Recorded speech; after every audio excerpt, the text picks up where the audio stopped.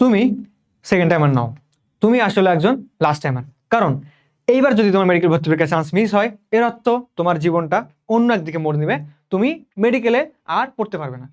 So আজকে থেকে নিজেকে সেকেন্ড টাইমার না বলে বলবা তুমি লাস্ট টাইমার, আমি একজন লাস্ট টাইমার। এখন তুমি লাস্ট টাইমার হতে পারো, তুমি লাস্ট টাইমার আমি ধরে নিলাম।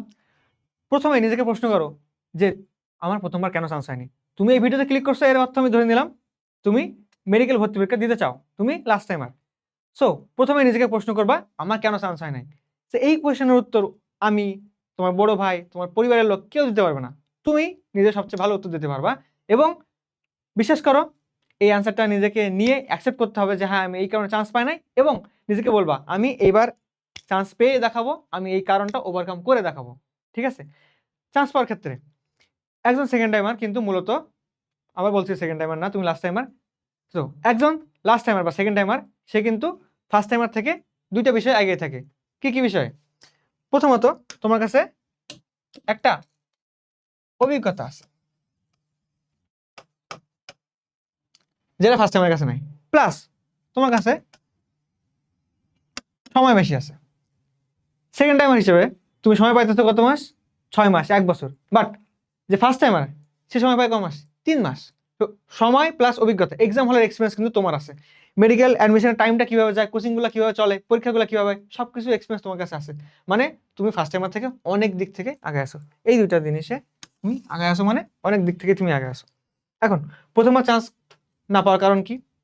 যেটা হতে পারে আমি বলবোই পড়ো নাই, অনেকে পড়ে না, অনুশীলন সব করেন ভালোভাবে, ঠিক আছে, পড়ো নাই, অন্য কোনো কাজে করছো, কার সাথে ঘুরে বেড়াইছো তুমি জানো। সো যে কোনো কারণে হইতে পারে, বা এক্সাম হল প্যানিক করছো, এরকম হয়। যে কারণটাই হোক তুমি ভাববা যে আমি এই কারণটাকে ওভারকাম করে দেখাবো, ওভারকাম করে আমি দেখাবোই, চান্স পেয়ে দেখাবো আমি। তোমার জন্য সবচেয়ে বড় ট্রাম্প কার্ড এইখানটায়, জিকেই। এইখানটাতে ফার্স্ট টাইমার সবচেয়ে বেশি তোমার সাথে পিছনে থাকবে। তো তোমার ওই যে 5 মার্ক কাটবে, 3 মার্ক কাটবে, এমন চিন্তা যদি মাথায় আসে, ভাববা জিকেইতে আমি উঠাই ফেলবো, শেষ। কারণ জিকেই প্রশ্ন যদি কঠিন হয়, ফার্স্ট টাইমারদের পক্ষে পারা কষ্টকর, বাট কঠিন হইলে সেকেন্ড টাইমাররা পারবে, এবং তুমি সেরকম প্রিপারেশন নিবা। বুঝছো? জিকেই রিলেটেড ভিডিও আমার চ্যানেল দেওয়া আছে, কিভাবে পড়তে হয়, কোন বই পড়তে হয়, কিভাবে পড়বো, কোথা থেকে পড়বো, কি পড়বো, কি না পড়বো, সবকিছু দেওয়া আছে ভিডিও, তুমি দেখে নিও। তারপর আসছি আমি ফোকাস অন মেইন বই। এতদিনে মনে আশা করি তুমি বুঝতে পারছো যে কোচিং এর বই পড়ে হাবিজাবি অনেক কিছু করে, এই বই এর নোট, টান নোট, এর ট্রিক্স, হাবিজাবি অনেক কিছু পড়ে কোনো লাভ নাই। মেন বই পড়তে হবে, প্র্যাকটিস করতে হবে, কথা শেষ। এর বাইরে কোনো কিছু দরকার নেই। তারপর তুমি আসো অনুশীলনী। এই অনুশীলনী কথা শুনে তুমি জানি আবার অনুশীলনী প্রশ্ন ব্যাংক সব 8টা 10টা রাইটার অনুশীলন পড়ে যায় না, বুঝছো? তুমি যখন কেমিস্ট্রি পড়তেছো, হাজারি পড়বা, প্লাস হাজারির সাথে কবি স্যার পড়বা, শেষ। যখন তুমি ফিজিক্স পড়বা, পড়বা ইসাক স্যার, সাথে আমার তপন স্যার। আমি নিজে এই দুইটা বই পড়ছি, ওটা হয়ে গেছে আমার, আর দরকার নাই তো এর বেশি বাইরে যাওয়ার। এখন হাজার স্যার বই পড়লাম, কবি স্যার বই পড়লাম, দেখবে ম্যাক্সিমাম কোশ্চেন সেম, দু একটা কোশ্চেন আলাদা, ওই দু একটা কোশ্চেন মার্ক করবে এখানে। পরের বার পড়ার সময় তুমি ওই 2-3টা কোশ্চেনের বাইরে একটা কোশ্চেনও পড়বা না, শেষ। আমাকে সময় বাঁচাইতে হবে, যত সময় বাঁচাবো তত তোমার লাভ। পড়ালেখাকে কমে আনতে হবে। সো অনুশীলন এইভাবে সলভ করবা, বুঝছো? আমার একটা ফ্রেন্ড ছিল, সো ও এবার সাতক্ষীরা মেডিকেল চান্স পাইছে সেকেন্ড টাইমে।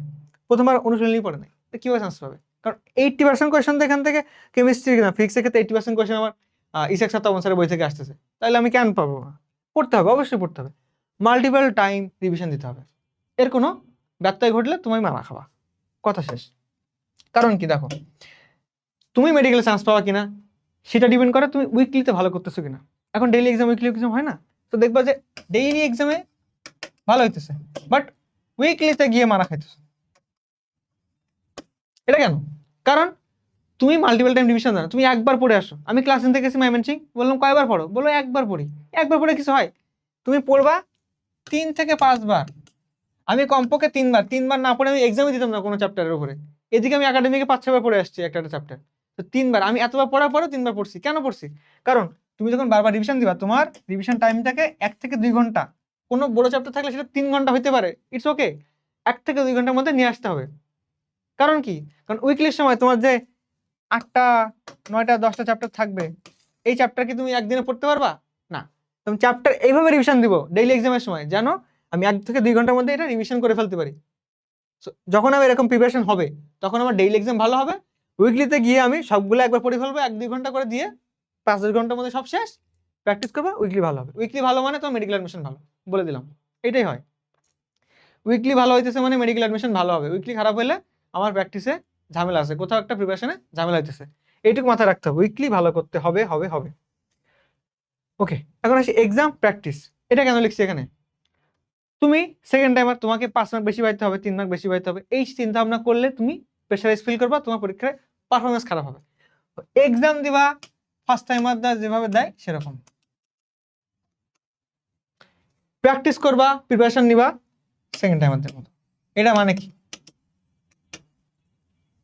তুমি তোমার সর্বোচ্চ জান প্রাণ উৎসর্গ করে দেবা প্র্যাকটিসের জন্য, পড়ার জন্য, প্রিপারেশনের জন্য। বাট এক্সাম হলে ঢুকছি, আমি 1 নম্বর কোশ্চেন পড়তেছি, 1 নম্বর কোশ্চেনই পড়তেছি, অন্য 100টা কোশ্চেন, 99টা কোশ্চেন বাকি আছে, এইটা নিয়ে চিন্তা ভাবনা আমার নাই। 1 নম্বর কোশ্চেন কি, অপশনগুলো কি, এইটা নিয়ে ভাবতেছি, অন্য কোনো চিন্তা আমার মাথায় নাই নাই নাই। কত পাইতে হবে কত পাইতে হবে না, ডাজেন্ট ম্যাটার। এই কোশ্চেন নিয়ে আমার জীবন, আমার টাইম আছে 30 সেকেন্ড, 30 সেকেন্ড মধ্যে এটা পারলে পারলাম, না হলে বাদ, শেষ কথা জানি। বাহ, এইভাবে পড়লে আশা করি তুমি ভালো একটা প্রিপারেশন নিতে পারবা। And please please please please be consistent. আমার ভিডিও দেখে তুমি মোটিভেট হতে পারো, বা অন্য কারো ভিডিও দেখে তুমি মোটিভেট হতে পারো, হয়ে দেখবা হ্যাঁ পড়তেছো, 1 দিন 2 দিন 3 দিন, তারপর দিন নাই, শেষ, হারাই গেছে। সো এরকম করলে হবে না, তোমার জীবনের শেষ সুযোগ এটা, একদম মেডিকেল স্টুডেন্ট হওয়ার। সো এই জীবনটাকে প্লিজ, এই সুযোগটাকে প্লিজ কাজে লাগাও। আমি যদি তোমাকে এখন বলি যে তুমি যদি কালকে 5টার সময় ঘুম থেকে করতে পারো, আমি তোমাকে একটা BMW দিব, তাহলে কি তুমি উঠবা না? দেখবে তোমার রাতে ঘুম আসতেছে না, অ্যালার্ম দিবা না, তাও দেখবে তোমার ঘুম ভেঙে গেছে। সো মেডিকেল চান্স পাওয়া কি BMW থেকে কিছু কম? তুমি এর জন্য 5টা মাস 6টা মাস একটু প্র্যাকটিস করো না, একটু কষ্ট করো না জীবনটা, তো তারপর দেখবা তোমার জীবনটা অনেকটাই বদলে গেছে, অনেক সুযোগ সুবিধা ওপেন হয়ে গেছে, যেটা তুমি ভাবতেও পারতেছো না। সো প্লিজ বি কনসিস্টেন্ট যদি তোমার মেডিকেল শিক্ষার্থী হওয়ার ইচ্ছা থাকে, ডাক্তার হওয়ার ইচ্ছা থাকে। আর কিছু বলার নেই, এবার ডিসিশনটা তোমার। ধন্যবাদ।